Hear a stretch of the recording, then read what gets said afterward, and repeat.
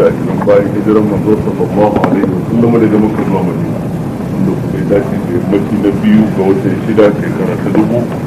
shekara ta 1999. Jiya idan ba a manta ba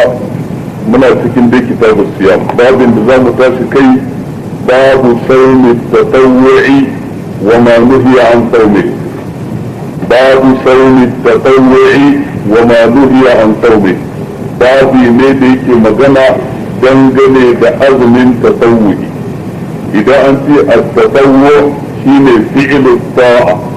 ko takdimu ta'a, aiwatar da wani aiki na ta'a, wannan a larabcinsa kenan. amma istilahin malamai aikata dukkan wani aiki na da'a min ghairil wajib, wanda ba wajibi ba, wannan shine ake masa magana da tatawwu'i. sawa'un sallah ce, azumi ne, sadaka ce, dukkan wani aikin da ba na wajibi ba idan mutum na zartar da shi ana kiransa tatawwu'i. kun gane ku? wa ma nuhiya anhu babin kuma zai kunshi bayani dangane da waɗansu nau'ikan tatawwu'i da aka hana yi. da za ka zauna da Najeriya in mutuka an gane ku? عن أبي كتاب الأنصاري رضي الله عنه أن رسول الله صلى الله عليه وآله وسلم سئل عن صوم يوم عرفة فقال يكفر السنة الماضية والباقية، وسئل عن صوم يوم عاشوراء فقال يكفر السنة الماضية، وسئل عن صوم يوم الاثنين فقال ذلك يوم ولدت فيه وبعثت فيه وأنزل علي فيه. رواه مسلم. an karɓo hadisi daga Abu Qatada al-Ansari, Allah shi kare yadda a gare shi, yace anna rasulullahi sallallahu alaihi wa alihi wa sallam su'ila, lalle manzon Allah ya tsira da amincin Allah tabbata gare shi an yi masa tambaya an sauni yaumi arafa, dangane da azumin ranar arfa. menene matsayin yin azumi ranar arfa? fakala sai manzon Allah sallallahu alaihi wa alihi wa sallama yace yukaffiru sanata al-madiya wal baqiya,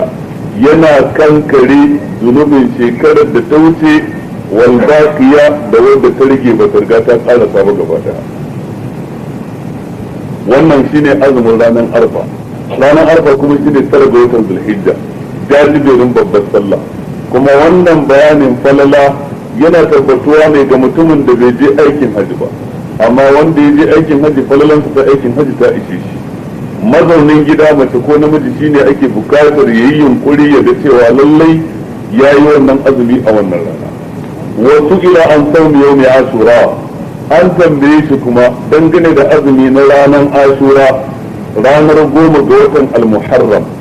menene matsayinsa? fa qala sai manzon tsira sallallahu alaihi wasallam yace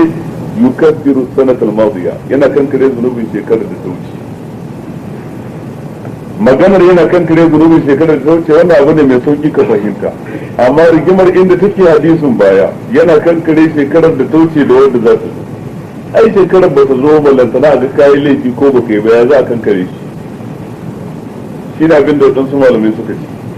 shekarar ba ta riga ta zo ba, to sai waɗansu ke fassara albaqiya shekarar da ake ciki, wadda ka fara ta baka je karshen ta ba, domin kana yin wannan azumi ne a ranar 9 ga watan zulhijja, wanda shine wata na ƙarshe a ƙididdigar watannin shekara. kaga shekarar ka riga ka cinye ta gaba ɗaya, dan kaɗan ya rage maka. ma'ana ko da dai wannan wata 11 aka kankare maka da kwana 9 zuwa yinin da kai bai kamanta kuma wai cin tsiran mata me na manta. ai kaga ka samu abin nan da yawa kwarai da gaske. a sai an kankare wata 11 har da kwana 9, to an kankare da yawa kenan. kun fahimta da kyau? waɗansu suka ce abinda ake nufi ko da ya zanto albaqiya ana nufin shekara mai zuwa, ma'anarsa shine ba wai kankare zunubin ba, Allah zai datar da kai ayyukan zunubin ma ba za ka yi,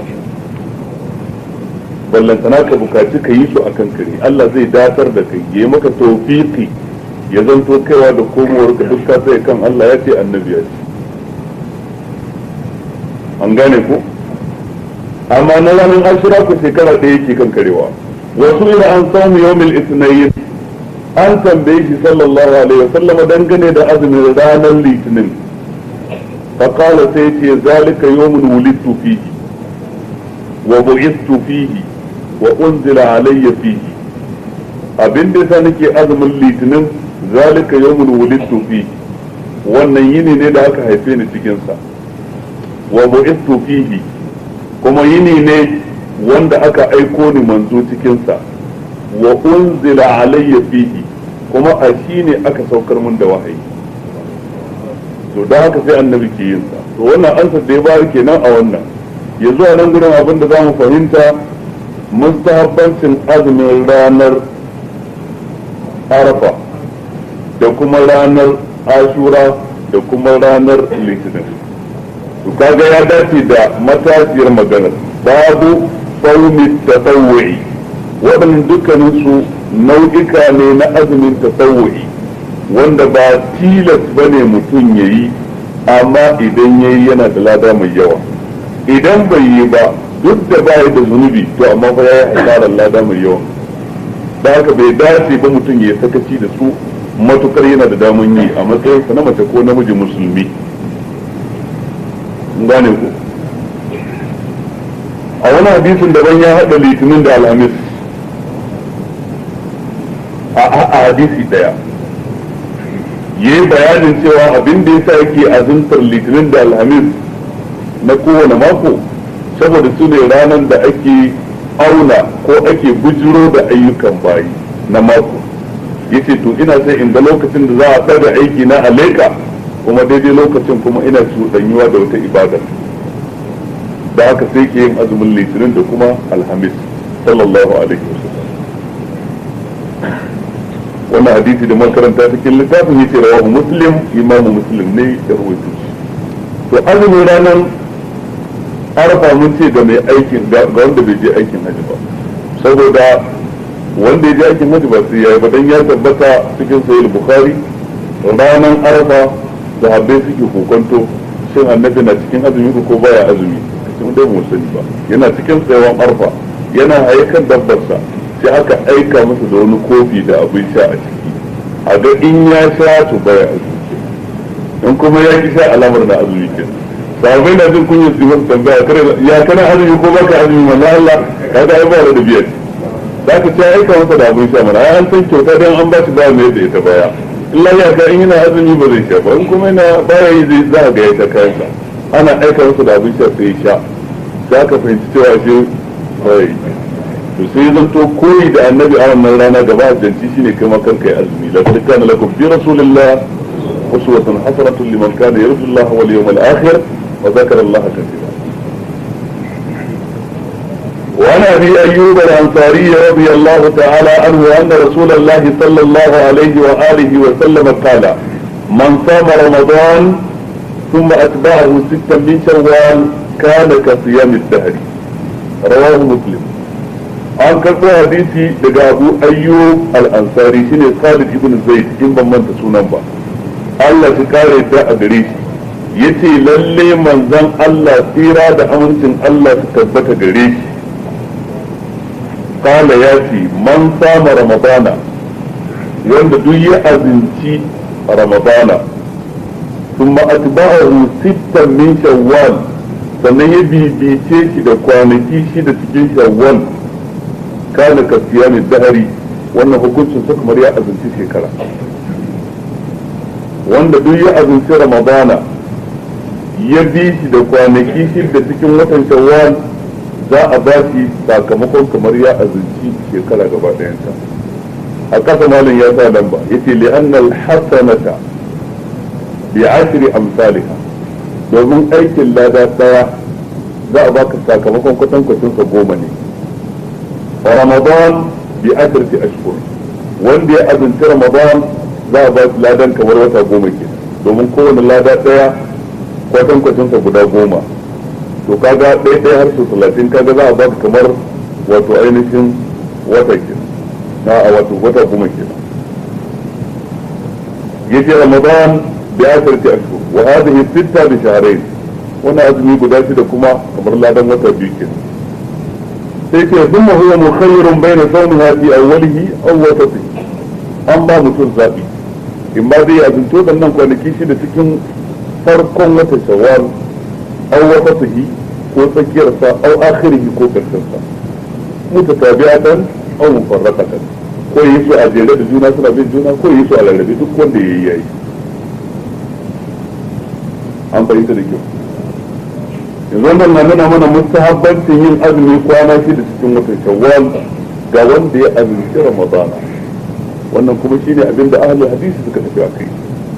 akwai fatawa cikin mazhabin imam malik da suke nuna karhancin yin wannan azumi, to amma abin da yasa imam malik ya bada wannan fatawa yana magana ne ga jahilai waɗanda idan ba a fayyace musu zance tilla ba za su iya daukan cewa kwana shidan nan ciko ne na ramadan ko rakiya ne na ramadan, to kaga barna ta faru ke. amma matukar an karantar da mutane cewa shi ramadan din daban, wannan shidan kuma zaman su suke daban, shi ramadan wajibi ne wannan ko mustahabbi ne, magana ka riga ta kare, sai a tsora su kan sunnar manzon Allah sallallahu alaihi wasallam.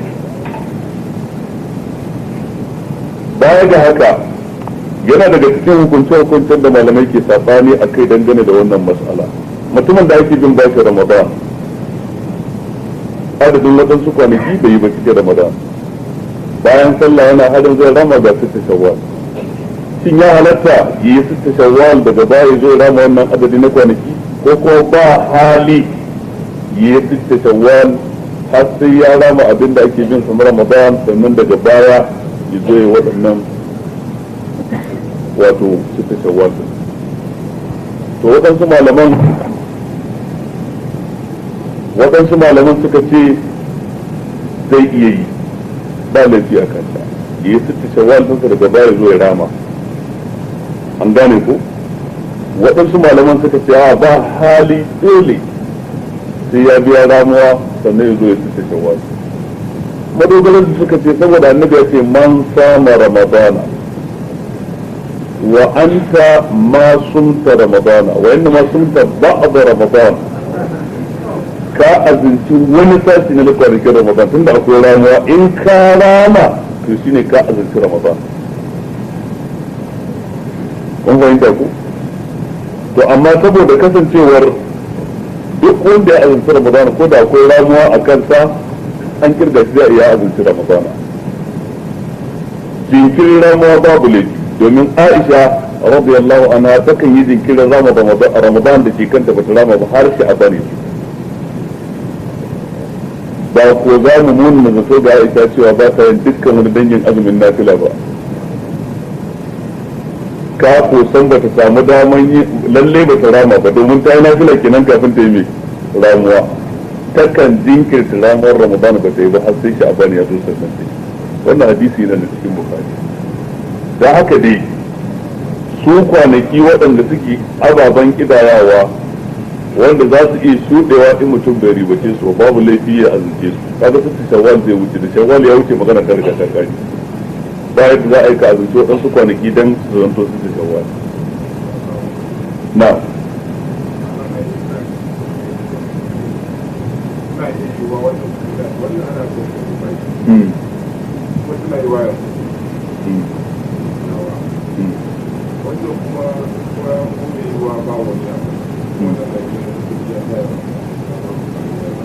ai bai yi sakaci ba, ibada ce shigalta da ita, da bai yi komai ba ne ba shine ya yi sakaci. ai ba da suna cewa kan fara ya mu da kuka kan kullum a cikin kai ba kiyamun lailin ba ta yi ba ko ta yi rashin samun sallar ka da ba wannan daban, amma kiyamun lailin ka da ka kwana kana yi ta yi ko ba ta yi ba shine magana. yanzu ka hana maganar inganci ko rashin inganci, saboda haka idan mutum zai zo ya yi jinkirin ramuwa bai ba sai da ya sitti shawwal ya ko bai ba magana ta kari. ga shi aisha tana jinkirin ramadan har zuwa sha'ban ba su yi ba. وعن ابي سعيد الخدري رضي الله عنه قال قال رسول الله صلى الله عليه واله وسلم ما من عبد يصوم يوما في سبيل الله إلا بعد الله بذلك اليوم عن وجهه النار 70 خريفا متفق عليه واللفظ لمسلم. an karbo hadisi daga Abu Sa'id al-Khudri Allah ta kare da gare shi yace manzon Allah sallallahu alaihi wa alihi wa sallama yace ma min 'abdin yasumu yawman fi sabilillah ba wani bawa tunda yace bawa ya shafi namiji ya shafi mace dukkan wani ma'abucin hankali ko da bai kai baligi ba wannan ya shafi shi ma min abdin ba wani bawa ya sumu yawman fi sabilillah da zai azinci yini daya don neman yarda Allah kaga ya ce azintar yini daya bai ce dole sai na farilla ba ko da nafila ne hakan ba za ta yi ba illa ba'da Allah bi zalika al-yawm ba sai a sababin wannan yini dai din sai Allah ya nisantar da annara wuta an wajhihi ga barin fuskar sa 70 kharifan ratar tafiya shekara 70 ratan da ya kai tsawon tafiyar shekara 70 sanadiyyar yin azumin yini daya wannan hadisi kuma kura wajen inganci don Bukhari da Muslim sun rawaito lafazin nan na Imam Muslim ne wannan kenan ke zabarar da mu kan azumin nafila da yawan mu kila wani tun daga Ramadan bai sake yin azumin nafila ba har yanzu dubi irin gara basar da ya bari ta cikin kwanaki da suke da haka yana da kyau mutum ya saba wa kansa ya lizantarwa kansa dangogin azumin na nafila Allah fi mana gaman kaza wa ana Aisha radiyallahu ta'ala anha qalat kana rasulullahi sallallahu alaihi wa alihi wa sallam yasum hatta naqula la yuftir wa yuftiru hatta naqula la yasum وما رأيت رسول الله صلى الله عليه وآله وسلم استكمل صيام شهر قط إلا رمضان وما رأيته في شهر أكثر منه صياما في شعبان متفق عليه واللفظ لمسلم. an karɓo hadisi daga Aisha Allah ta kare da gare ta tace manzo Allah sallallahu alaihi wasallam ya kasance ya sumu yakan jera azumi na nafil yana ta yi hatta na koda la yusfir har ma ban ka cewa ai kwata kwata ma baya cin ruwa wa yuftir wani lokacin yakan jera kwanaki kuma baya yin azumin nafila hatta na koda la yusum rabu ce ma ai baya yin azumin nafila wato wannan mai ke nuna wa wani lokacin annabi sallallahu alaihi wasallam yakan jera kwanaki 6, 7, 10 yana ta azumin nafila ba tare da ya sha ruwa tsakiyar su ba wani lokacin kuma yayi kwanaki 10 din ko sama da hakan ko kasa da hakan da kadan ba tare da kuma da yayi azumi din ba wato kenan annabi yakan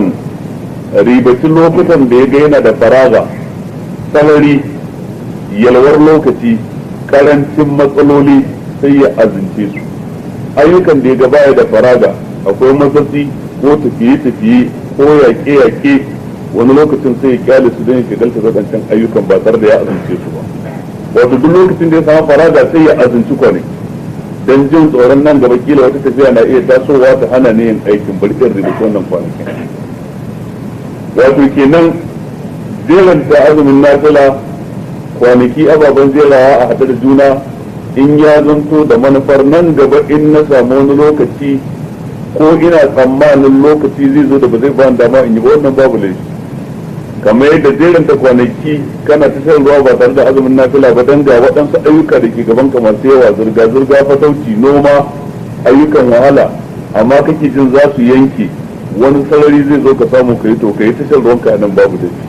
wannan shine abin da wannan hadisi ke nuna ba kun gane ku take cewa wa ma ra'aytu rasulullahi sallallahu alaihi wa sallam takmala siyama shahrin qattu illa ramadan ban taba gani ba annabi ya cika azumin wani wata tun da ake sai ramadan dukkan wani wata da kasan annabi zai azumce shi to zai azumci wani sashi na kwanakinsa ne amma ba dukkan watan ba wannan kuma shine sunnar annabi sallallahu alaihi wasallam akwai wata riwaya ta cikin bukhari take cewa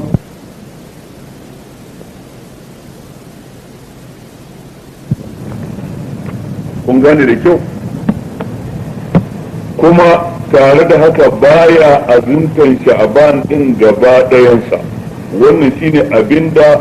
galibin ruwayoyi suka nuna. Sai wata ruwaya kuma cikin Bukhari sai ta zo ta ce kuma dai annabin ya azinci sha'aban kullum gaba ɗayansa. To wajen wannan kullum hudun anan rigimar ta sai waɗansu malamai suka ce to ai ruwayoyin da ke nuna bai azinci sha'aban ba gaba ɗaya sun fi yawa, don haka lafazin kullu ɗin da ke nan gurin ba yana nufin kullu na dukkan kwanakin ba, abin da yake nufi yana azuntar mafi rinjayen kwanakin, tare da haka dai bai azunce shi gaba ɗaya ba. Ibn Hajar yace wannan akwai magana daga Abdullah ibn Mubarak da take nuna haka, yace to amma fa a larabci idan an ce kullu fa to yana nuna gaba ɗaya, sai dai ɗaiɗai ko a waɗansu lokuta akan kawo kullum ba a nufin gaba ɗaya. Yace to ina jin abinda Abdullah ibn Mubarak ya dogara da shi. Waɗansu malaman suka ce a'a yadda za mu yi mu haɗa kan wannan ruwayoyi, a wata shekarar ya taɓa azuntar sha'aban gaba ɗaya, a waɗansu shekarun kuma da suka rage shi ne yakan azunci mafiya yawan kwanakin ne, amma bai taɓa azuntar sa gaba ɗaya sai so ɗaya. Kuka faɗa ta shi ke na mun riga mun huta da wannan da wancan wanda ya fi ƙarfi kenan. Da farko ya fi ƙarfi, akan yi amfani da kullu. Yanzu za ka iya zuwa ka ce zaidun qama laila kullum, zaidu ya sallar dare gaba ɗayansa. Hakan zai iya yiwuwa? Ba zai yiwu ba. Me kake nufi? Ya sallaci mafiya yawan dare. Misali idan da domin kiyamul lail lokacin da baya fara sai bayan an yi mai isha'i, yanzu ko da ba a yi isha'i ba lokacin ta bai riga shigo ba, yanzu nan da muke ciki dare ne ko ba dare ba ne? A shekara ya cewa kullu ya zanto kana nufin me wani sashi mafi yawa, kaso mafi tsoka cikin dare. zaidun qama al-layla kullahu bi ma'ana qama akthar al-layli lakinnahu lam yuqim al-layla kullahu, ko ma qama al-layla kullahu, bai sallaci dare gaba ɗaya ba. Domin idan an ce allaili tun daga rana ta faɗi har zuwa lokacin da alfajir zai fito, ba ku mutumin da zaka ce gashi ya fara kiyamul layl tun daga faɗuwar rana har zuwa fitowar alfajir, to ina yayi isha'i, ina yayi magariba kenan, ina yayi ci abincin dare, ina yayi huta, ina yayi menene, zai wahala kwarai da gaske. A shi kenan kullu yana zuwa da ma'anan sashi mafi soka, sashi mafi soka. To amma ba a yin wannan da'awar sai yin akwai wani dalili sari, dan kada waɗansu su ribaci wannan kuma su zo su gina wani abubuwa. Kasan yan bid'a suka ribaci irin wannan, sai kullu bid'atin dalala, suka ce ai ba dukkan bid'a ce bata ba, mafiya yawan bid'o'i, amma akwai wata yar bid'a kaɗan wadda ita mai kyau ce, bid'a ce amma mustahsana. To kaga wannan ba zance ne wanda za a karba ba, domin idan kai da'awar haka sai a ce kawo dalilinka. Don lokacin da Abdullahi bin Mubarak ya yi da'awar wancan yana da dalili da ya gina da shi a kai, amma in ba haka ba za a kyale kullu akan inda take, kullu bid'atin dalala wa kullu dalalatin fin nar. An gane ko? Wato dai kenan yana daga cikin azumi na nafilfili da ake kwadaitar da mu shine yawaita azumi cikin wani wata, Sha'ban. Tare da haka ba a ce ka azumce shi gaba ɗaya ba. To tun da ko haka ne, a ina mutanen mu suka samu azumin watan Rajab wanda ake kiransa azumin tsofaffi? babu shi a Qur'ani, babu shi a hadisi, bid'o'i ne ma anzalallahu biha min sultan. Kuskuren da yafi girma ma shine mutum ya azunci Rajab gaba daya, ya kuma zo ya azunci Sha'ban gaba daya, ya zo ya hada da Ramadan. Wannan kan ya saba wa manzon Allah sallallahu alaihi wasallam, ya saba wa koyarwar manzon Allah. Manzon Allah ya azunci Ramadan gaba daya haka, Sha'ban fa mafiya yawan kwanakin sa, Rajab fa babu hadisi da ya tabbata daga annabi cewa ya ce ma a azumci Rajab baya da bambanci da sauran watanni. Yadda sauran watanni kai azumin kwana uku, ko kai litinin da alhamis, ko kai karshen wata, haka Rajab ma bai sha bamban da sauran watanni ba. Irin abin da kake cikin sauran waɗansu watanni shine kuma za ka iya a Rajab, amma ka bambance shi daban da sunan azumin tsofaffi. Dama ku kyale maganar wai azumin tsofaffi, shi wannan babu shi a kowane littafi a duniya, a kasar Hausa ne kawai ake faɗa. domin in za a fassara da larabci sai mu ce me siyamul kibar ko siyamul shuyukh, ba wani babi cikin fiqh ko wani hadisi da ya nuna haka. an gane ko da haka wannan bai abin nan baya cikin tsarin azumi na sunna.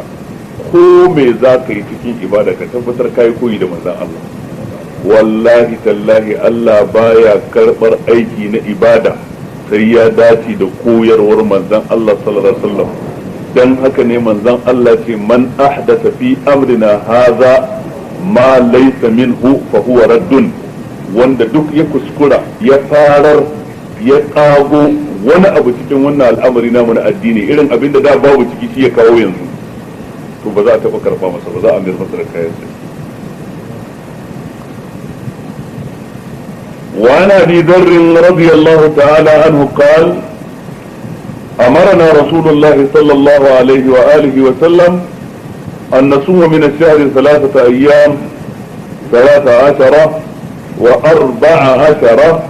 و15. رواه النسائي والترمذي وصححه ابن حبان. an karɓo hadisi daga Abu Zarrin Allah shi kare da a gare shi yace manzon Allah ya umarce mu rinka yin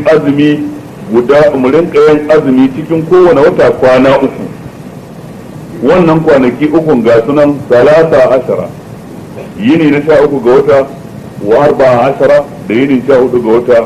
wa 15 da yini na 15 ga wata. wannan hadisi na Abu Dharr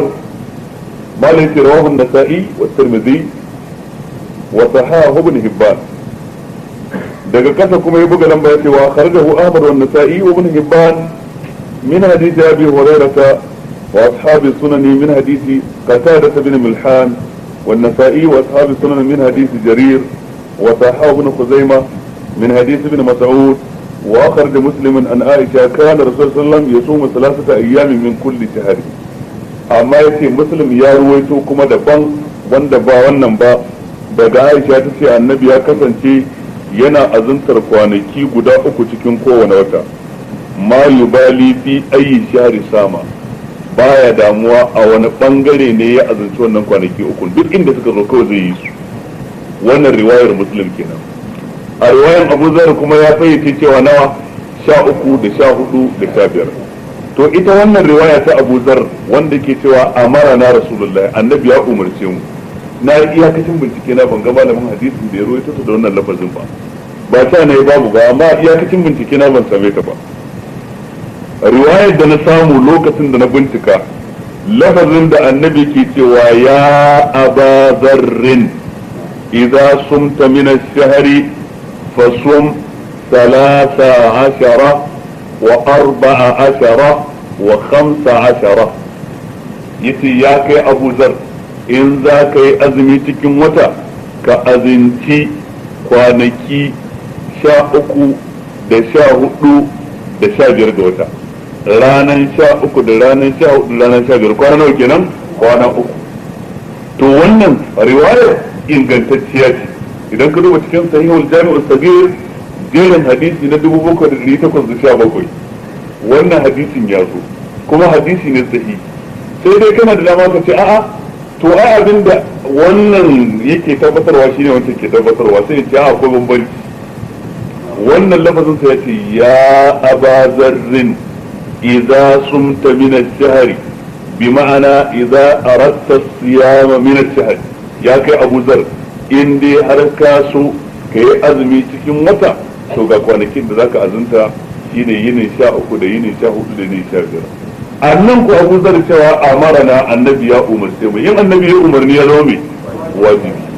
kaga bambanci kenan. can gurin ku annabi ta in za ka yi ya nuna mai kenan mustahabi, wanda hukuncin wannan azumin shine mustahabi. ina fatan ku gane bambancin lafazan guda biyu. saboda haka lalle lafazin amarna din nan shi ya bani wahala ne ta bincike in ga inda aka ce amarna din, dan in ya tabbata ba mu samu karina ba dole ya zama wajibi kenan. to amma sai na bincika cikin haka sun bincike na ban samu ya inganta ba da wannan lafazi na amarna, sai dai na ganshi annabi ya ce ya abazar kaza kaza kaza. wallahu a'lam. Imam Bukhari kuwa bai kawo shi cikin Sahih Bukhari ba, sai dai ishara yi yi babi dangane da azantar ayyamul bizi. Ayyamul bizi sune kwanakin da wata ke haske, sune dai 13 da 14 da 15. kawai da ya kawo su a haka dan saboda shi wannan hadisi duk da ya inganta amma bai kai sharadin Imam Bukhari ba. Shi ko hadisi ya inganta in bai kai sharadin sa ba lalle ne ya kawo cikin sahihin littafin sa ba, sai dai yayi isharar cewa lalle akwai wani abu nan. kun gane ku. وعن ابي هريره رضي الله تعالى عنه ان رسول الله صلى الله عليه واله وسلم قال: لا يحل للمرأة ان تصوم وزوجها شاهد الا باذنه. متفق عليه. واللفظ للبخاري. زاد ابو داود غير رمضان. وانا حديثي دقى ابو هريره الله تكاري دا غريشي yace lalle manzon Allah sallallahu alaihi wasallam ya ce la yahillu lil mar'ati baya halatta ga mace an tasuma tace za ta yi azumi wa zawjuha shahidun alhali mijinta na nan yana gida ba tafiya yayi ba yana gari illa bi iznihi sai fa da izinin sa. in dai azumin nafila za ta yi ba hali ta yi sai ta nemi izini. mai gida gobe zan tashi da azumi, ganin da masa ne sai tashi da azumi, ganin da masa ne sai a ba za ki ba. dan ya hana ta ko ta yi kuma ta saba Allah bai ta yi sabo dan ta saba mijinta. wannan hadisi muttafaqun alai. Imam al-Bukhari da Imam Muslim suka rawaito. wal lafzu lil Bukhari, amma lafazin da ke cikin nan na Imam al-Bukhari ne. zada Abu Dawud, Imam Abu Dawud ya yi dade cikin hadisin yace gairar Ramadan, sai fa in Ramadan ne. dan haka dai abinda hadisin ke nunawa azumi na tilas to ba mace sai ta nemi izinin miji ba, ko ya izini ko bai yi ba za su, kamar Ramadan, kamar kafara. an gane ko. sai dai kafara idan tana da adadin kwanaki zai iya cewa a'a ki bari karki a wannan wakon sai mako mai zuwa ko sai a wata mai zuwa ki fara, yana da damar ya ce wannan. to amma ya ce ya hana gaba ɗaya bai isa ba, tunda kafara tilas zai tafiya ba shi ne tsakaninsa da ubangiji, kamar bakance dole ne tafiya tsakaninsa da ubangiji. miji ba zai hana gaba ɗaya ba, amma yana dama ce to gobe zaki kaza ki bari sai jibi sai, amma ya ce ya hana gaba ɗaya ba zai ba. amma azumin nafila dama ba ta da daman za ta fara, dole sai ta nemi izinin mijinta. idan ya yi izini ta yi, in bai yi izini ba ta hakura. to sai malamai suka yi sabani cewa idan ta riga ta ɗauka ba tare da izinin saufa, yace ta karya kuma ta ki karya, ta ce sai na kai kayana, kuma ta kai din ta sha ruwa, azumin ya yi ko bai ba.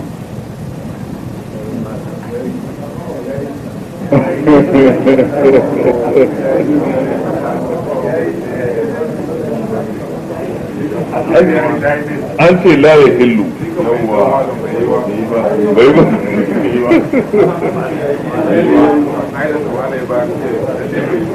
to wata ka'ida kenan.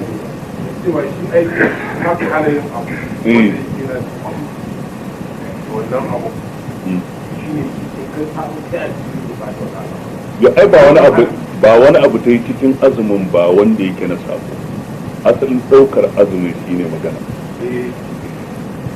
daukar azumin ai da wani ba hana misali da dauki azumin na fulan da yake da gari aka haram da bayan mutum na nan kuma ta dauka haka ta karya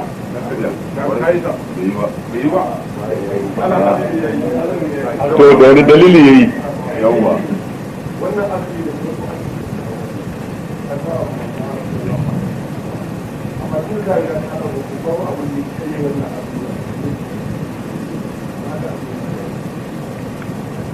yadda kuka yi maganganun nan guda biyu haka malamai suka yi maganganu guda biyu. waɗansu suna ganin azumi bai ba, hujjar sun suka ce gaba ɗaya ba a ba ta izini ba ne ba, dama an ba da izini a hannun miji kuma ya kwace, ka gaba kamar idan ta yi maka wani ba ta yi ba. waɗansu kuma suka ce a'a, rashin izini wannan sabo ne a karan kansa, amma azumin da ta yi da niyyar neman lada wurin Allah ya yi, tana da lada a azuminta, tana da sabo na ta saba mijinta. sai a gwada ranar tashin kiyama a ga wanne zai kone, ta ba da labari a can wuri da kuma wato suna ganin akwai infikakul jiha kamar yin sallah ne fil ardil maksuba mutum ne ya fashin kasa ko floti ya kwaci yi sallah a ciki sallar ta yi ko wace ba kasar kwaci ta yi flotin kwaci ne gida ne ya kwaci ko floti ya kwaci yi sallah a ciki dai shi ne waɗanda suka ce ta yi sallar suka kalla sharɗan da sallah ke bukata duk ya cika su ba ɗaya da ya karya waɗanda suka ce ba su yi ba suka ce lokacin da yake sallah din nan cikin ruku'i da sujuda da zaman tahiyya ya mamaye wani wuri wanda ba mallakarsa ba mamayar wannan wurin da tsawon mintunan da ya menene fashi ne kwace ne zalunci inna Allah ta'ala tayyibun la yaqbalu illa waɗansu haka za su kalla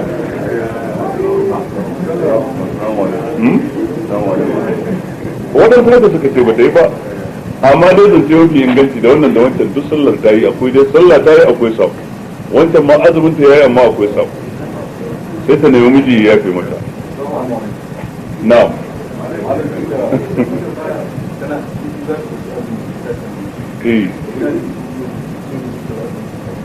a wai sai tun da in za ta dauki azumin sai ta tambaye shi izini shi yana da dama ya ce gobe ki tashi da azumi ba ya da wannan damar dan me zai tilasta mata amma shi haƙƙinsa aka kalla lokacin da aka ce kar ta ɗauka sai da izininsa saboda matarsa ce zai zo da ranar kila yana da sha'awar ta za ta ce a'a ba yadda za ta yi dole a kare azumi a wannan lokacin ko ba ta yi ramuwa ba idan ya kare wata azumi bai wani saba Allah ba ita ce ta yi ganganci da bata nemi izini mutum farko na'am shi kenan idan baya gari wannan dama an ce wa zauju ha shahid shi ke nan sai a karya ta ɗauka baya nan sai ya dawo to sai a karya shi wanne to amma ya dawo yanzu lokacin nan ba a wajibta masa neman izini ba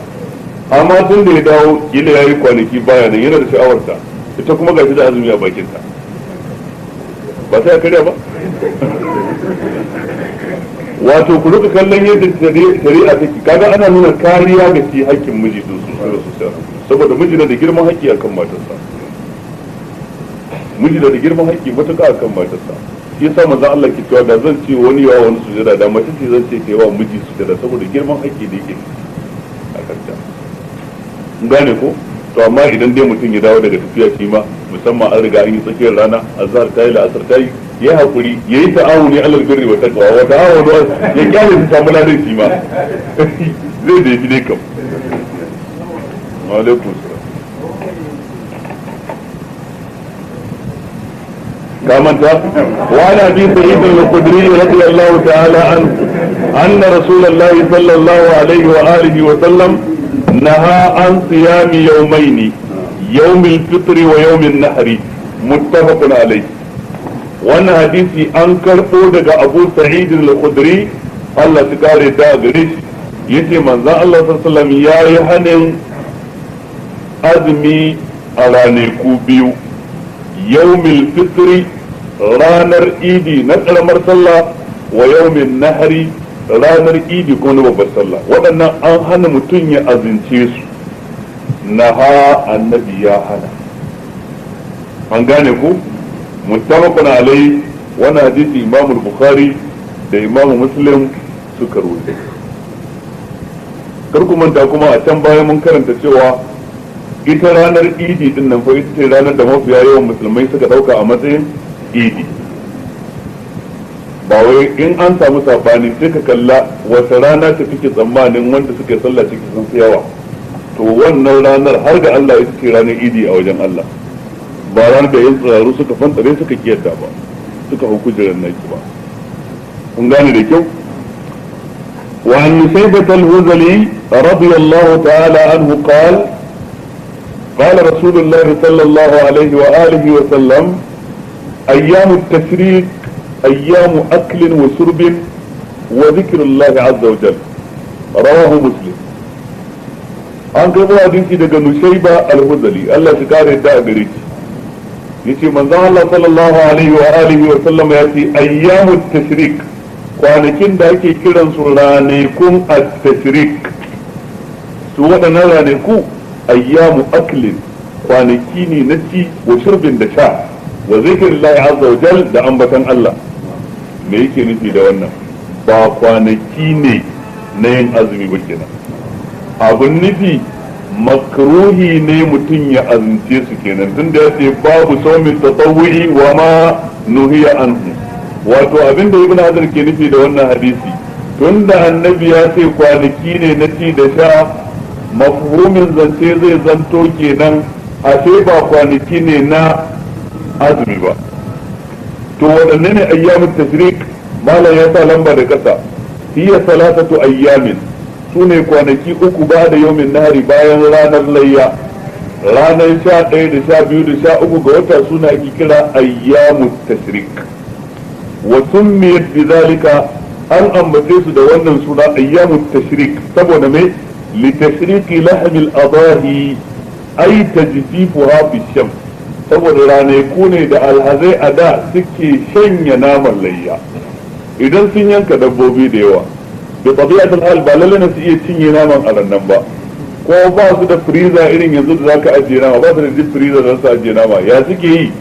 sai su yayyanka su fale da ce da ake kilishi sai su shanya shi a ranar sai ya bushe to sai kwanaki ranar duk ka dama ka dan balgata ka dan sa ruwan zafi ka duma ba ka ci kayanka yayi watanni laraba suna cin kayan su shine bayan an busar da shi ake kiransa alqadid an gane ko naman da aka busar da shi ke wadanda suna fasa wata da kilishi amma a gaskiya wancan busasshen nama ne kawai ana sarrafa shi lokacin da ake bukata kilishi kuwa banda naman akwai dai wani abu a ciki akwai duk sinadari da ake hadawa kun gane to da haka ake kiran wannan kwanaki ayyamut tashrik wato kwanaki shanya nama shine kawai abin da yake nufi wannan kwanaki kuma su ne 11, 12, 13 kamar yadda muka faɗa sannan su ne ake kiran su al-ayyamul ma'dudat da Allah ce wadhkurullaha fi ayyamin ma'dudat faman ta'ajjala fi yawmayn fala isma alayhi wa man ta'akhkhara fala isma alayhi liman ittaqa wattaqullaha wa'lamu annakum ilayhi tusharun wato kwanakin da alhazai amina ake son su yawaita zikirin Allah shi yasa can Allah ya ambaci zikiri din bai ambaci ci da sha ba ya ce dai wadhkurullaha fi ayyamin ma'dudat ko ambaci Allah cikin kwanaki kididdigaggu ababen kidayawa kar guda uku kenan 11, 12, 13 faman ta'ajjala fi yawmaini wanda ya gaggawa bai zauna amina ba sai kwana biyu kawai bayan ranar layya bayan ranar idi biyu kawai yayi sai ya dawo gida fala yasma alai babu laifi kansa wa man ta'akhkhara wanda ya jinkiri ya kai har ranar 13 ga wata fala isma alaihi shi ma babu laifi gare shi amma sai aka ce liman ittaqa wannan fala isma alaihi da na farkon da na karshen ba kawai haka za a tafi a raha ba sai ga wanda ya takawa cikin aikin hajjinsa wanda bai takawa ba kuwa to ba za a ce fala isma alaihi ba kaga alhazan mu ko suna daukan wannan kwanakin zikiri fa amma wallahi kwanakin da mutanen mu suke dauka ranar baje koli kenan daga ranar da aka ce an kwana a Muzdalifa yau sallah an zo an yi jifa an je Makka an yi tawaful ifada to akwai alhazai waɗanda suke yin sabon tufafin da dama a rannan za a nuna maza da mata idan kana bin khaima na mazaje da mata kawai kai ka ce ba hijabi a tsakani mata sun cado an sa lace na fitar hankali an samu atamfa ta garari an shafa hoda an shafa jambaki ana tafiya ana cin cingan ana zazzara ido ba tsoron Allah ba jin kunyar Allah ba jin kunyar ma'aikin Allah ba a jin ma an saba wa Allah maza kuma haka an yi ado an karya hula ne an sa tabarau ne an yi menene an fesa turare ana yanga wallahi haka za ga mutanen mu suna yi rashin kirki da alhazan mu suke a wannan wurare yana da yawa mutuka kwarai da gaske ko musamman idan kana so ka ga rashin arziki rashin kyautawa ka je kaima ta mutanen Kano ko ta mutanen Lagos ka ga maganar rashin kyautawa a duniya karshen rashin kyautawa ya kare a nan gurin in dai alhazan Najeriya kwanaki ne Allah ya wazkurullaha fi ayyamin ma'dudat a sauran kaimomi na jihohi da ana yi amma bai kai waɗannan guda biyu ba ga dukkan wanda yake bincike ai ba su ɗaya wajen shekara 8 zuwa wani abu haka muna aikin hajji tare da alhazai muna ganin duk abin da suke da haka ya kamata a tsoraci Allah duk wanda ya je wannan wuri ya je ne fa dan ya kankare zunubinsa ina kuma ka je ka saba Allah a daidai wannan hurumin shi fa wannan wuri da yake cikin Mina da Makka har da Muzdalifa Mina gaba ɗayanta Muzdalifa gaba ɗayanta har ka je Arfa daidai da masallacin da na Arfa rabinsa duk ina cikin wurin da ake kira al-hurum da Allah ce wa yadda Allah abin haraman aminan kenan haram kenan wato hurumi wuri mai alfarma wanda shatawar wannan wurin ya sha bamban da sauran wurare a duniya ciyawa da ke wajen ba yadda ka ketare mata iyaka ba tsuntsu da zai zo ya sauka kusa da kai ba a yadda ka farauce shi ba da haka Allah ce ya ayyuhal ladzina amanu la yabluwannakum Allahu bi shay'in min as-sayd tanaluhu aydikum wa rimahukum liya'lama Allahu man yakhafuhu bil ghaib faman i'tada ba'da zalika falahu azabun alim ya waɗanda suka yi imani za a jarrabe ku da gara basar kayan farauta idan kun zo harami daidai da masallacin maka kana tsaye sai ga kurciya ta zo kamar ta dira kanka da tsinci dawa ta tsinci masara dan an haramta ma ka farauce ta ba ta jin tsoron ka jarraba ce ta ubangiji dan Allah ya ga zaka ji tsoron sa ko ba zaka ji tsoron sa ba abin da ka mika hannu ka kama in ka jefa mashi ba zai kuskure ba za ka samu tun daga sunan da yawa fal amma an jarrabe ka an haramta maka to daidai da waɗannan ababu ko ka fasa sai an kama ka da azaba niyyar da kai ta zuci sai an ɗanɗana maka azaba in dai kai ilhadi a wajen ilhadi kuma shine sabon Allah sawa'un sabon Allah nan da bid'a kai sabon Allah ne da sabo da kaba'ira da menene bisa manzo Allah ke cewa Allah yake cewa kai alhajju ashhurun ma'lumat wa man farada fihin alhajj fala rafasa wala fusuka wala jidala fil hajj ai waɗannan da arrafasu da alfusuk da aljidal duk mamnu'un ne fi baqiyatil ayyam amma wa limaza fil hajj bizat dan me a kwanakin aikin hajji aka sake kausa harshe dan a nuna girman wajen da akalli ba za su daina ba kai dai ka ce ku daina ba kyau haramun ne ba kyau saboda barna idan kaga tana faruwa matakai uku ne kawai Allah ce ka dauki ɗaya daga ciki ba ka da hanzarin da zaka ce na kasa duka uku marra minkum munkaran falyughayyirhu bi yadihi fa in lam yastati wa bi lisanihi fa in lam yastati wa bi qalbihi fa zalika adhafu al-iman duk wanda ya ga barna ya hana da hannu muna tafiya wata rana da malam Abdulhab a bakin masallacin Makka na bakin ɗakin Kaaba za a shiga masallacin Kaaba sai ga wani ba musiri kawai yana tafiya da taba a hannu malam Abdulhab ya kama shi murda hannu mai take tabar ya masa Hausa ko bai masa Larabci ba aiki kenan Hausa ya masa yace ba kyau shan taba ba musiri ya me zai yi bai zo mai aka ce ya sa murda hannunsa فليغيره بيده فإن لم يستطع فبلسانه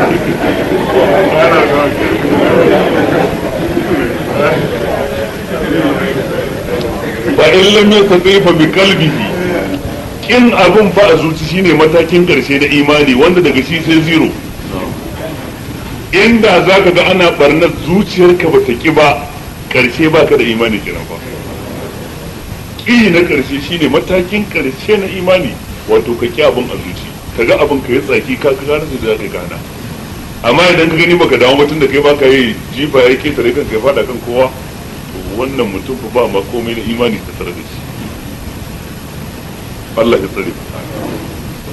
waɗannan kwanaki haka Allah ya faɗa wa zikrullah amma zan Allah sai ƙara bayani bayan ya ce a yi zikiri kuma sai ya ce a ci a sha cewa a ci a sha ya nuna ba azumin nafila kenan a wajen wannan hadisi muslim ya ruwaito akwai wani hadisin daban wanda ibnu hajar bai kawo shi ba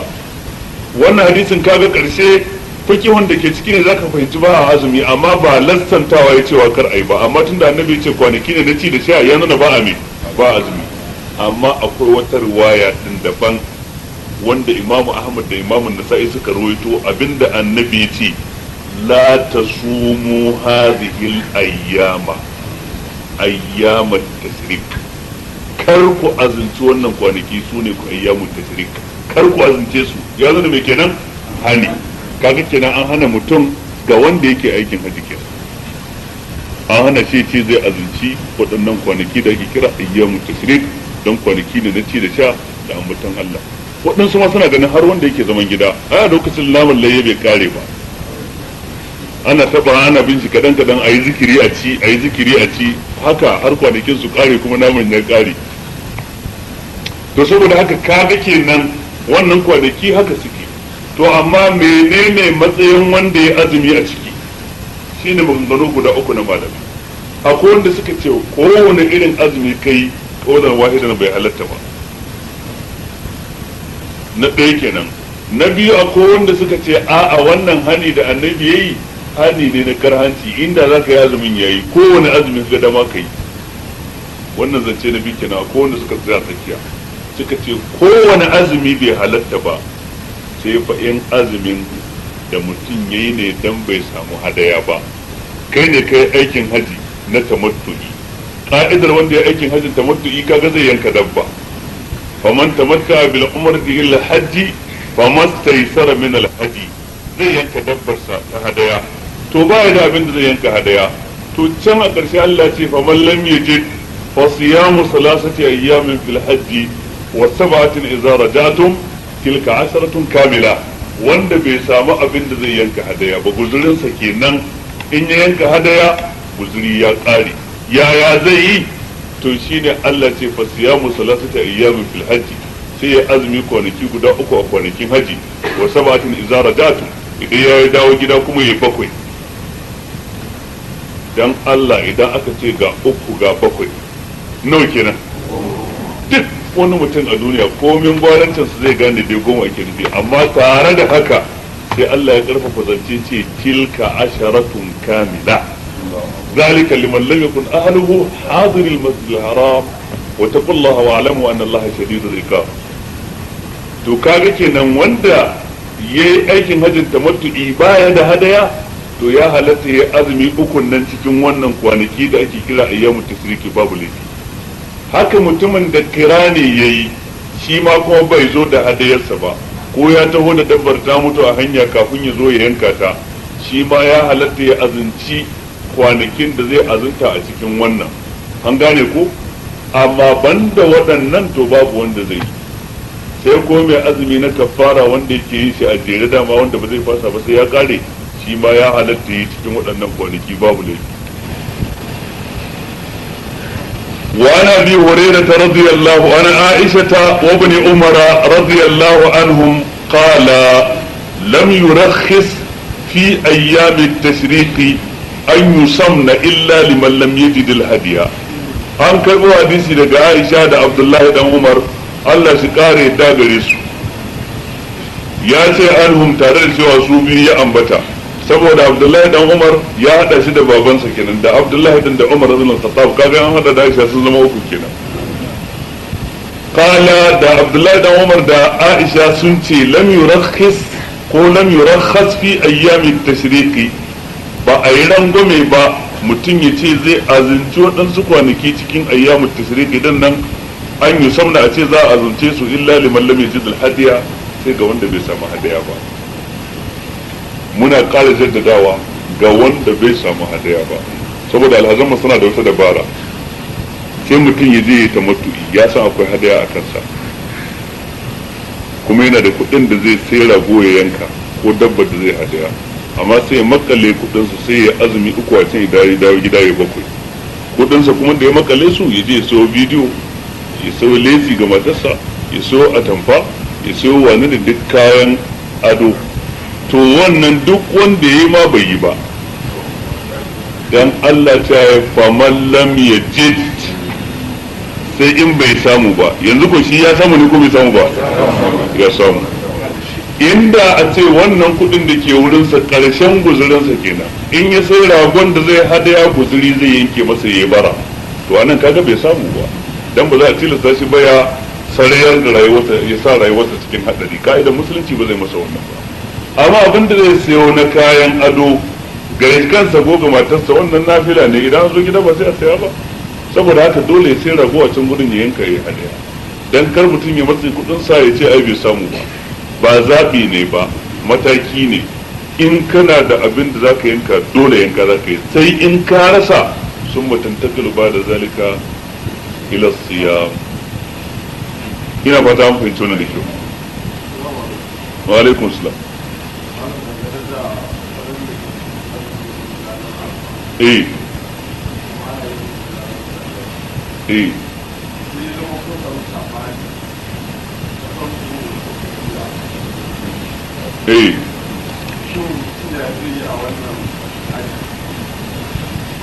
kai aiki da ganin kasar ku ya halatta yayi a kirgin yan saudiya su sun tsaya a arafa, a kirgin kasar ku kuma sai gobe ne za a yi.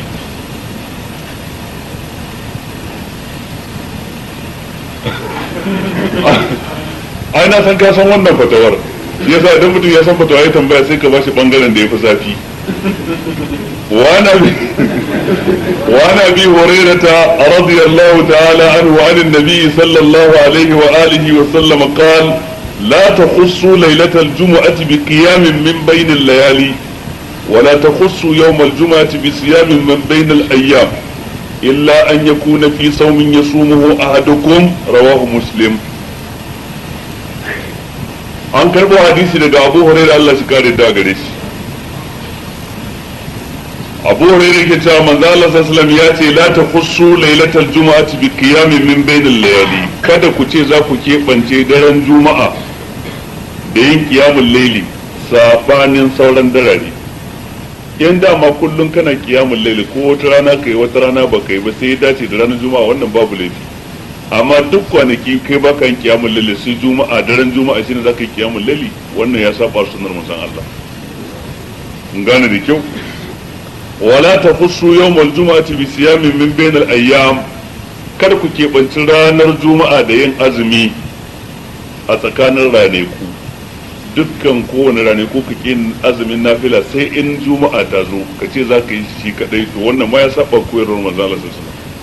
Sai ce illa an yakuna fi sawmin yasumuhu ahadukum, sai fa in dama mutum ya saba da wani azumi da yake yi. Misali, ka saba kowane wata zaka azumci 13, 14, 15 ya dace da ranar juma'a, kaga dama za ka yi. Ko mukaddara ka yi bakanci cewa nan da kwana 8 masu zuwa zan azumci azumi, na yi alkawali tsakanina da ubangiji, sai ya dace cikon na 8 din ne ya zama ranar juma'a. An gane ko ka saba duk karshen wata kana yin azumi, saboda akwai a hadisin da yake nuna falalan yin azumi a karshen wata, kwana 1 karshe ko 2 karshe na wata ko 3 karshe. To sai ya dace ranar da kake son kai wannan azumi ya dace da ranar juma'a, ranar karshen wata kenan, to wannan duk ya halatta. Shine sai in ya kasance cikin azumin da ɗayan ku ya saba yin sa. Wannan hadisi rawahu Muslim, Imam Muslim ya rawaito. Wa anhu aidan radiyallahu anhu qala Rasulullahi sallallahu alaihi wa alihi wa sallam, haka kuma an karbo daga Abu Hurairah Allah shi kare da gare shi, yace manzon Allah sallallahu alaihi wa alihi wa sallam yace: لا يصومن أحدكم يوم الجمعة إلا أن يصوم يوما قبله أو يوما بعده. yace ɗayanku kada ya ce zai yi azumi ranar juma'a sai fa in zai azumci yinin da yake kafin juma'a din ko yinin da yake bayanta. Sai fa in zai azumci yinin da yake kafin juma'a kamar kayi alhamis, ya halatta ka hada da juma'a, au yawman ba da huku yinin da zai biyo bayanta. Wannan hadisi muttafaqun alaihi. Da wannan hadisin da wanda ya wuce da duk abin da suke nunawa makruhi ne, an hana mutum ya ce zai keɓanci juma'a da azumin nafila. Wa anhu aidan, haka kuma an karbo daga Abu Hurairah radiyallahu anhu anna Rasulullahi sallallahu alaihi wa alihi wa sallam qala, manzo Allah sallallahu alaihi wa sallam ya ce: إذا انتصف شعبان فلا تصوموا إذا انتصف شعبان فلا تصوموا. yace idan sha'ban ya riga ya raba tsakiya to kada ma ku ce za ku yi azumi. Idan sha'ban ya raba tsakiya kada ku ce za ku yi azumi. wannan hadisi rawahu al-khamsa, malaman hadisi biyar sun ruwaito, ashabu sunan guda hudu da imamu ahmad bin hanbal kenan. wastankarahu ahmad, imamu ahmad yace hadisi ne munkar. menene hadisi munkar? wal munkaru alladhi rawa ghayru thiqa mukhalifan fi nukhbatin qad haqqaqa, kamar yadda imamu suyuti ya faɗa cikin alfiyatul mustalah wal wato ba manzutul baykuniya wato kenan hadisi ne munkar a wajen imamu ahmad. yayi lamba daga kasa yace li'annahu min riwayatil ala ibn abdurrahman, dan yana cikin riwayan al-ala ibn abdurrahman, walakinahu min rijali muslim. malam mai taliki yace amma fa yana cikin wanda muslim ya rawaito hadisin su. wa qala al-musannif fi at-taqrib, ibn hajar ya faɗa cikin littafin taqrib at-tahzib yace saduqun, shi wannan al-ala bin abdurrahman wanda shi imamu ahmad ya za'ifantar da hadisin saboda shi mutum ne wanda yake saduq. mutumin da yake saduq kuma hadisin sa aqallu ma yuqalu fihi hadisun hasanun,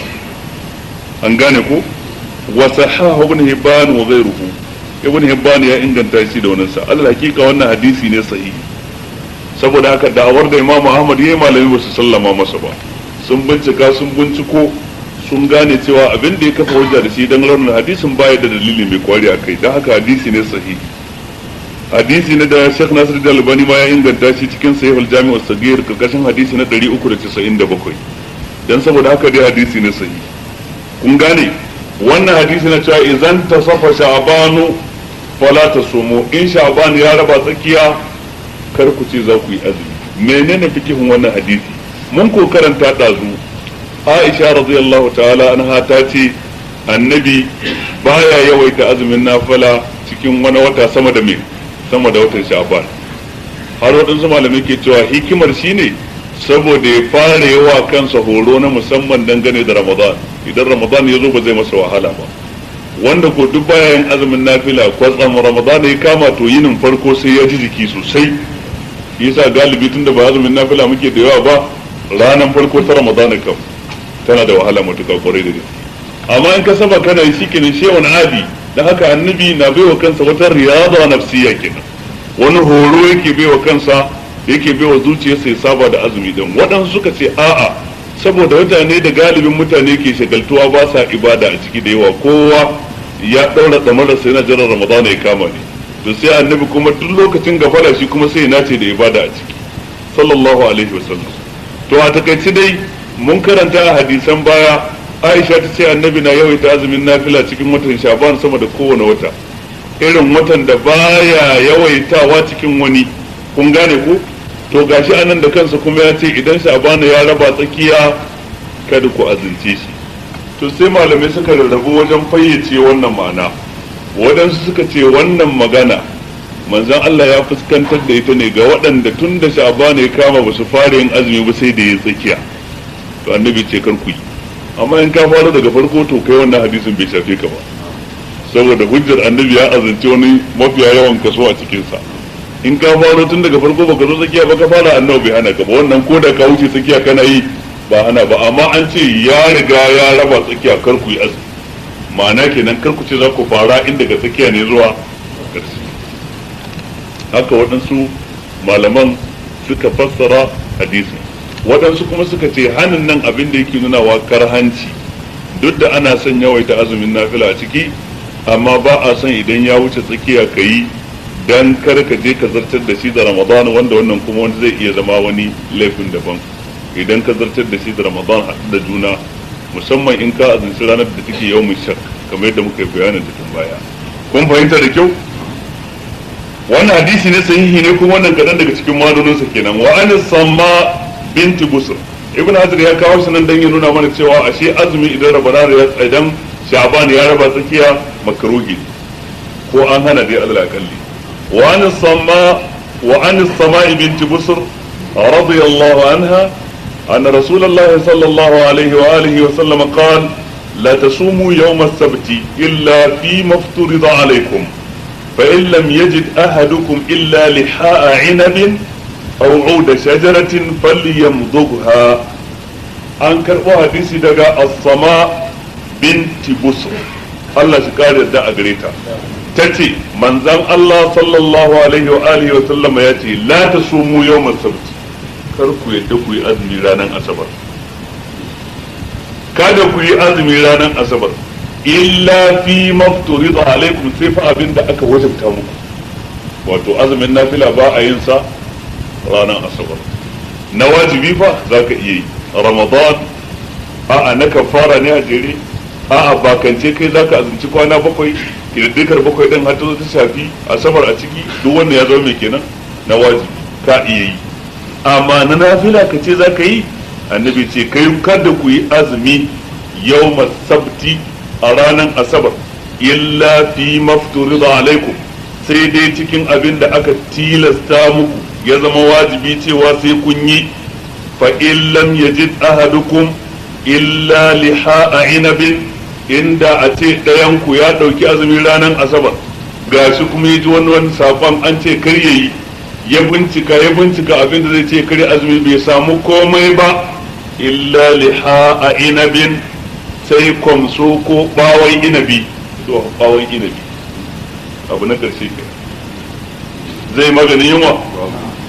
au'u da shajaratin ko ya samu sandar bishiya faliyam zubuha ya tauna da ya tabbatar ya karya azumi ya tauna ta da baka ya tabbatar ya karya azumi wato wannan ko da mutum ya fara da shi idan ji wannan hadisin ya zama mai ya zama tilas ya karya azumin sa ko babu ramuwa a kansa matukar ba na farilla bane ba to wannan hadisi akwai cece kuce mai yawan gaske a kansa rawahul khamsa malaman hadisi biyar sun ruwaito wa rijaluhu thiqatun amma abuta ruwayan sa thiqat ne illa annahu muttarib ne ce amma hadisi ne muttarib inji shi ibnu hajar kenan yayi lamba a kasa ce li annahu rawahu abdullah ibn busr an ukhtihi as-sama wa qila anhu ana abihi busr wa qila an sama an aisha wannan shine ittirabin da aka samu ittirabi a ruwaito hadisi ta hanyoyi daban-daban kuma ɗaya bata fi ɗaya karfi ba kuma hanyoyin kishiyoyin juna ta yadda ba da za a kace ruwaya ɗaya ce to sai ka ɗauka gaba ɗaya kuskure ne aka yi ba a haddace hadisin daidai ba inda wani ya fi wani harda to sai a karɓi ruwayan mahardaci a kyale ta wanda bai mahaddaci ba amma matakin haddasu ɗaya wannan ya ce kaza wannan ya ce kaza wannan ya ce hadisin daga sama wannan ce a ba daga sama bane ba ita ta ji daga babanta ne wani ma ce a daga ba daga babanta ba ita sama ta ji daga Aisha daga annabi ne annabi ce kaga an sami ittirabi din an gane ku ina zuwa ku yi hakuri mu karasa to shine ce wato muttaribun kenan wa qad ankarahu malik imam malik kuma yace hadisi ne munkar yayi inkarin sa qala abu daud an malik ibn anas wa huwa kadhibun ce wannan hadisi fa na ƙarya ne وقال أبو داود هو منسوخ أبو داود يتي حديثي نه منسوخ ما يتي لعل ناسخه هو حديث أم سلمة الذي بعدكم mai yiwa hadisin da ya shafe shi shine hadisin ummu salma wanda zai zo bayansa ya za mu yi da mai da aure ya shafe shi ba sai in ya zo mun ga ingantacce ne matukuna kun gane wannan maganganu da duk malamai suka yi waɗansu sun inganta shi waɗansu sun ce muttarib waɗansu sun yi inkarinsa ƙarshe dai bincike na ilimi ya tabbatar hadisi ne sahihi ka duba sahihul jami'ul sagir shi ne jerin hadisi na 7358 hadisi ne sahihi ta fuskar ruwaya hadisi ya inganta sai kuma ta fuskar diraya mai hadisin ke nunawa kada ku yi azumin ranar asabar sai fa in ya zanto wanne wajibi wanda aka wajibta to inda zaka samu matsala shine ko wani hadisin da yake cewa karka azumi ranar asabar sai dai in ka azumci ranar da take kafin sa ko ranar da take a'a wato karka azumi ranar juma'a sai dai in ka azumci ranar da take kafin sa da kuma ranar da take bayan sa wace rana ta biyo bayan juma'a asabar wannan suna kafa hujja da wannan hadisin na bukhari su ce ta fuskar ruwaya ma ya fi wannan karfi mun yadda kowanne ya inganta amma wannan ya fi karfi don haka lallai wannan hani da annabi ya yi ana nufin ka azinci asabar din da ita kadai bai halatta ba sai in farilla ne amma in nafila ne in ka azinci ranar da take kafinta da wadda take bayanta ko ita da wadda take kafinta ko ita da wadda take bayanta wannan babu laifi suka ce dan ya ce dai ka azinci juma'a zaka iya azintar ne bayan ta kenan. Waɗansu suka ce to ai su ba su yarda ba, maganar bayanta da aka ce bayan juma'a ba lallai bane ba bayanta mubasharatan. Ta yi yiwuwa kun zo masallaci ko uku, ga malam Dawud, ga malam Hanafi, ga malam Zakariya. Malam Zakariya ya fara zuwa, sai malam Dawud ya zo na biyu, malam Hanafi ya zo daga ƙarshe. Da wani ya shigo ba ruwansa da malam Dawud, so yake in ba shi labari wa ya riga zuwa tsakanin malam Zakariya da malam Hanafi, so yake in ba shi ba ruwan shi da malam Dawud a ina ya zo, shi dai wa ya zo bayan wani. Sai na ce ai malam Hanafi ne ya zo bayan malam Zakariya. Cikin wannan zancen da na yi karya ban yi karya ba, dan ya zo bayansa ne, amma shin shi ne ya zo bayansa ta dab ko kuma ta wani ya shiga tsakiyar su? Man Dawud ya shiga tsakiyar su, amma shi mai labarin ba ruwan shi da man Dawud, baya son ya san ba me ya shafi man Dawud. Shi abin da yake so sani kawai da man Zakariya da malam Hanafi waye ya zo bayan wani. Sai ce ai malam Hanafi ne ya zo bayan man Zakariya. Kaga alakar ta zuwan su kawai nake da juna, ba ruwana da waya tsakiyar su. To sai suka ce da aka ce ba da hu laysa bi darura ya zanto asabar, ya iya yiwa lahadi ba da hu ne, litinin ma ba da hu ne, tunda dukkan su ya biyo bayan menene asabar ta riga su zuwa. To a nan zai wuce lillahi asabar ta yi dogon baya kenan, a juma'a kai ta yi dogon baya kenan, ta yadda ba ta asabar ba haɗu da ita da sauransu. Wannan ra'ayi musamman Sheikh Nasiruddin Albani ya tafi a kansa, ya kuma zafafa cewa duk wanda ya ɗauki azumi ya karya, annabi ya ce ko bawai inabi ka ci. Haka kuma cikin ɗalibansa akwai wani Ali Hassan bin Abdul Hamid a Jordan, shi ma ya yi littafi guda kan wannan matsalar, ya tara maganganun malamai a kai. Karshe shi ma abin da ya rinjayar ba za a yi azumin ranar asabar ba sai in ya zanto na tilas. Matsala ce da take bukatar bincike, cikin ku da akwai ɗalibai sai ku je ku yi ta bincika, ku yi ta karantawa. Sahihul Jami'u Sagir ba na Suyuti din ba, bayan an tace shi asan shi Jami'u yawwa shine hadisi na 7358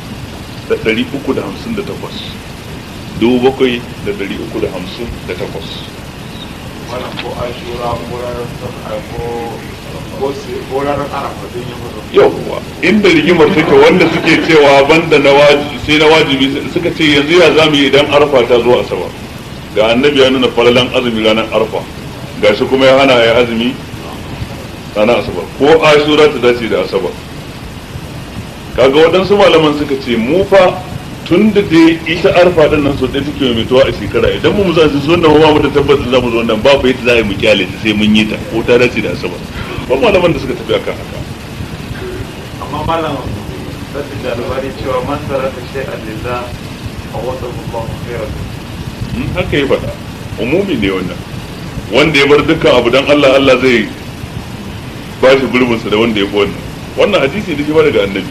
Shi ne ce maka mas'alin tana nan, babin ijtihadi na nan, ni yanzu a wannan ba zan yi tarjihi ba,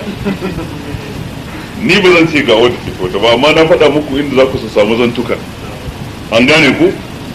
Kuma ku gane cewa dukkan wanda ya ce a yi da wanda ya ce kar a yi din dai ijtihadi ne, ba wanda ba a so ne ka gina abu kan son zuciya.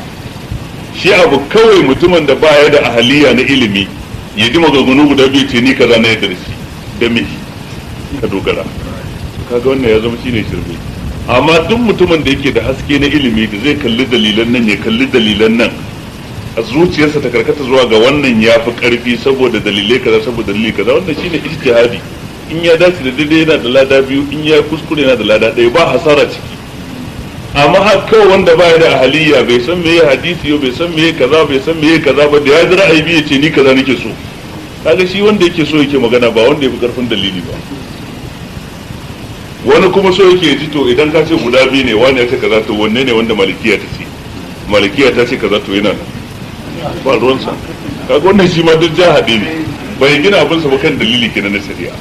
وعن أم سلمة رضي الله تعالى عنها أن رسول الله صلى الله عليه وسلم كان أكثر ما يصوم من الأيام يوم السبت ويوم الأحد، وكان يقول إنهما يوما عيد للمشركين وأنا أريد أن أخالفهم. أخرجه النسائي wa sahaha ibn Khuzaimah wa hadha lafzu. An karbo hadisi daga ummu Salma Allah shi kare da a gare ta tace manzon Allah sallallahu alaihi wasallam ya kasance mafiya yawan lokuta a cikin ranaku yakan azunci ranar asabar da ranar lahadi a hadar da juna ke asabar da lahadi wa kana yaqulu har ma sai ya zanto yana cewa innahuma yawma idin waɗannan ranaku guda biyu ranaku ne na idi lil mushriki daga mushrikai wa ana uridu an ukhalifahum da haka nake so in saba musu in su suna gwangwajewa su ci siya su more to ni bari in ya zubi dai in saba musu. Wannan hadisi Imam an-Nasa'i ya rawaito, Ibn Khuzaimah ya inganta shi, wannan kuma shine lafazin sa na Ibn Khuzaimah din. To wannan hadisi dangane da fuskar bincike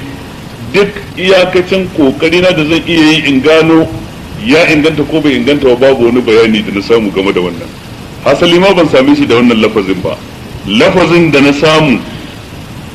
wanda aka karbo daga Aisha ba Ummi Salma ba, wanda Imam Tirmidhi ya rawaito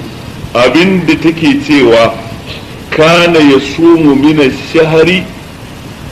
as-sabt wal-ahd wal-ithnain wa min ash-shahr al-akhar ath-thulatha wal-arbi'a wal-khamis. Tace annabi ya kasance wani lokacin a wannan watan sai ya azumci lahadi da asabar kai da lahadi da litinin, a wani watan daban kuma sai ya azumci talata da laraba da alhamis. Wato kaga haka yake tafiya da su a jere, yana faruwa da asabar lahadi da litinin, kamar a wannan watan ya azumci wannan, a wani watan kuma sai ya azumci mi talata da laraba da alhamis. To wannan da wannan lafazin da na karanto mana Imam Tirmidhi ya rawaito shi, kuma hadisi ne sahihi, kuma hadisi ne sahihi. To ya rage inda rigimar take. Can annabi ya ce kar ku yi azumi ranar asabar, nan fa yayi. To ga ka'ida idan annabi ya ce kar ku yi kaza, muka ba hadisi kuma ya inganta, kuma ga wani ran a aikace kuma shi ya yi wannan abin a aikace kuma shi ma hadisin ya inganta, wanne ake rinjayaswa akan dan uwansa? إذا تعارض القول والفعل فالقول مقدم على الفعل. إذا تعارض قوله وفعله صلى الله عليه وسلم فقوله مقدم عند العمل على فعله. yayin da aka samu cin karo da juna tsakanin maganar annabi da aikinsa yayi kaza, maganarsa kuma ya ce kar ku yi wannan abin, to kai mai bincike na ilimi za ka gabatar da magana ne akan aiki, saboda aikin ta iya yi wa khususiyarsa ne, amma hani ko wannan kana da tabbacin ya hana ka yazo ya kaka ce zan kafa hujja tun da yayi bari in yi, ai sai ka tana kai ya hana ka. Idan annabi shi ya kofa kan za ka shigo ce tsaya, sai ka ce manzo Allah kai ba kana ciki ba sai na shigo, za ka yi haka? وما آتاكم الرسول فخذوه وما نهاكم عنه Allah bai ce wa ma fa'alahu fa fa'alu, sai wa ma nahakum anhu fantahu, matakar ya hana ku sai ku. Da haka kaga da lakan wannan ka'ida idan muka bita hadisin ya inganta, muna da labari annabi ya ce karmi, muna da labari shi yayi, to me yasa yayi? Wannan khususiyar sa ce kenan, ya zama khususiyar sa, amma tun da ya hana mu dole mu tsaya karkashin hanin sa. Wannan shine ka'idar ta ilimi da malamai suka sa dan bambance makamantan waɗannan hadisai a kowace matsala ka same su yadda kamata ka tafi da su. Wa an Abi Hurairah radiyallahu anhu anna an-nabiy sallallahu alaihi wa alihi wa sallam naha an sawmi yawmi arafata bi arafa. Wannan hadisi an karbo daga Abu Hurairah Allah shi kare da gare shi, manzon Allah sallallahu alaihi wasallam ya hana yin azumin ranar Arfa a filin Arfa ga alhajin da yake filin Arfa. Mala yace rawahul khamsatu, malaman hadisi biyar suka rawaito gairar Tirmidhi in banda Tirmidhi, wa sahahahu ibn Khuzaimah ya inganta wannan hadisi, ya ce hadisi ne ingantacce. Wal hakim haka al hakim wastankarahu al uqayli, al imam al uqayli yace hadisi ne munkar. A kasa malam yasa lamba yace li anna fi isnadihi mahdiyan al hajri ko al hijri da'afahu al uqayli. A cikin sanadinsa akwai mahdi, wani mutum da ake kiransa mahdi, wanda al-Imam al-Bukhari ya ce da'ifi ne, wa qala la yutabu alayhi warrawi anhu mukhtalifun fihi. A takaice dai zance mafi inganci wannan hadisi da'ifi ne, cewa annabi ya hana azumi ranar arfa ga wanda yake filin arfa hadisi na da'ifi. Amma kar ku manta da hadisin ɗazun da na bamu hikayarsa, sahabbai suna sabani shin yana azumi ko baya yi, sai suka yi mai sai aka aika da masa da mutiya dai sai suka fahimci bai ba, to rashin yin sa kawai ya isa koyin ka anan ko da wannan na hannun bai inganta ba, rashin yin sa ya isa abun koyi da kada kana lakum fi rasulillahi uswatun hasana. Tunda baka samu ya ce kai ba, to sai kai aiki a bisa ga rashin yin sa. mun gane ko. wa ana abdullahi bin umar radiyallahu anhu ma qala قال رسول الله صلى الله عليه وسلم لا صام من صام الأبد متفق عليه. ولمسلم من حديث أبي قتادة بلفظ لا صام ولا أفطر. وأن حديث النبي كتوى لا صام من صام الأبد ba azumi ga wanda yake azumi na dindindin kullun ya azumi, to annabi ce babu azumi gare shi. kun gane riwayar bukhari da muslim kina. A riwayar muslim ma kuwa cewa la sama wala aftara, yace shi bai azumi ba kuma shi bai tsaya ya ci girkin sa ba, bai yi azumi ba tunda azumin da yi ba na sunna bane ba, shi kuma bai tsaya ya ci abinci ba. ma'ana dai ya saba wa annabi sallallahu alaihi wasallam. wato ku gane yin azumi kullum wannan sabawa sunnar manzon Allah. Abinda annabi ya ce wa Abdullah bin Amr bin al-As da yace ina son azumin nafila, yace yi guda 3 kowane wata, yace zan yi sama da haka, yace to ka rinka yin duk bayan kwana kaza kai kaza, zan yi haka